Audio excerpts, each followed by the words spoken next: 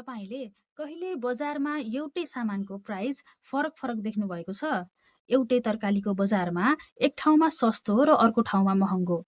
Adam स्मिथले यसै फेनोमेननलाई बुझाउन chapter 7 मा नेचुरल प्राइस र मार्केट प्राइसको कन्सेप्ट दिन्छन्।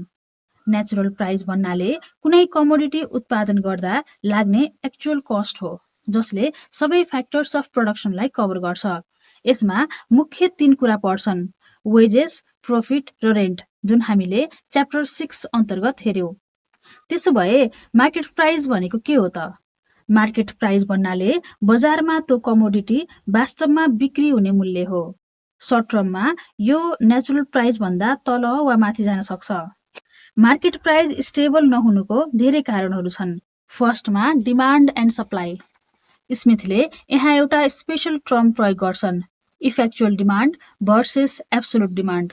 सपोज मलाई एउटा गाडी चाहिएको छ, त्यसको प्राइस छ 10 लाख, मसँग 10 लाख रुपियाँ पनि छ, अर्थात् मसँग त्यो गाडी किन्न सक्ने पर्चेजिङ पावर छ। यसलाई भनिन्छ इफेक्चुअल डिमान्ड, गाडी किन्ने क्षमता र चाहना दुवै भएमा। तर यदि मसँग त्यो गाडी किन्न सक्ने पर्चेजिङ पावर छैन भने त्यसलाई एब्सोल्युट डिमान्ड भनिन्छ। मार्केटमा केवल इफेक्चुअल डिमान्ड मात्र काउन्ट हुन्छ। यदि डिमान्ड बढी भयो भने र सप्लाई कम भयो भने बायर्स बीच कम्पिटिसन हुन्छ र सेलरले प्राइस बढाउँछ। यस्तै यदि सप्लाई बढी भयो र डिमान्ड कम छ भने सेलरले प्राइस घटाउँछन्, जसको कारण कमोडिटिजको कहिले सर्टेज हुन्छ त कहिले सरप्लस। तर लङ रनमा कम्पिटिसनले प्राइसलाई फेरि नेचुरल प्राइसतिर नै तान्छ। यी फ्लक्चुएसन्सहरू सधैँ स्मुथ हुँदैनन्। अरू फ्याक्टर्सहरूले पनि बजारलाई असर गर्छ।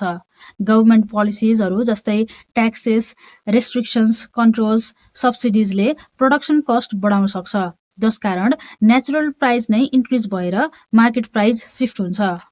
अर्को कारण छ बजारमा हुने मोनोपोली। मोनोपोली भनेको यस्तो मार्केट स्ट्रक्चर हो जहाँ सिंगल सेलरले कुनै प्रोडक्ट वा सर्भिसको पुरै मार्केट कन्ट्रोल गर्छ र यसको नजिकैको सब्स्टिट्युट पनि हुँदैन, अर्थात् कन्ज्युमर्सहरूसँग कुनै अल्टरनेटिभ चोइस नै हुँदैन। इक्जाम्पलको लागि नेपालमा petroleum products, petrol, diesel, LPG को इम्पोर्ट र डिस्ट्रिब्युसन एउटै government company Nepal oil corporation एनओसीले मात्र गर्छ। कुनै प्राइभेट फर्म्सलाई डाइरेक्ट कम्पिटिसन गर्न दिइदैन। यसमा मोनोपोली जस्तो स्ट्रक्चर देखिन्छ, जसले गर्दा सेलरले सप्लाई कन्ट्रोल गर्छ र मार्केट प्राइस नेचुरल प्राइस भन्दा लामो समयसम्म माथि रहन सक्छ। यसरी स्मिथले भन्छन् कि लङ टर्ममा नेचुरल प्राइस टेन्डेन्सी रहन्छ, तर मोनोपोली, गभर्नमेन्ट रेगुलेसन्स र सप्लाई डिमान्डले सर्ट टर्ममा फ्लक्चुएसन्स ल्याउँछ। तर के यो रुल सधैँ एप्लाई हुन्छ त? स्मिथ भन्छन् हुँदैन। विशेष गरी जहाँ कम्पिटिसन कम हुन्छ या मोनोपोली जस्तो सिचुएसन हुन्छ त्यहाँ एडजस्टमेन्ट स्लो हुन्छ वा कहिलेकाहीँ हुँदैन पनि। अझै इन्ट्रेस्टिङ कुरा के छ भने केही गुड्स यस्ता पनि छन् जसको सप्लाई नै फिक्स्ड हुन्छ, बढाउन सकिँदैन। जस्तै पोखराको प्राइम लोकेसनको ल्यान्ड, यहाँ न त नयाँ ल्यान्ड क्रिएट गर्न सकिन्छ न त सप्लाई बढाउन। यहाँ प्राइस कस्टले होइन, मानिसहरू कति तिर्न तयार छन् भन्ने कुराले डिसाइड गर्छ, द्याट इज डिमान्ड। यस्तो केसमा मार्केट प्राइस लामो समयसम्म नेचुरल प्राइस भन्दा माथि रहन सक्छ। अब कम्पेयर गरौँ भेजिटेबल्स जस्तो गुड्समा, जहाँ कम्पिटिसन हुन्छ, सप्लाई बढ्छ र प्राइस फेरि नेचुरल लेभलतिरै आउँछ। त्यसैले मार्केटको रुल एउटै छैन, कहिले कम्पिटिसनले प्राइस कन्ट्रोल गर्छ त कहिले स्कार्सिटीले।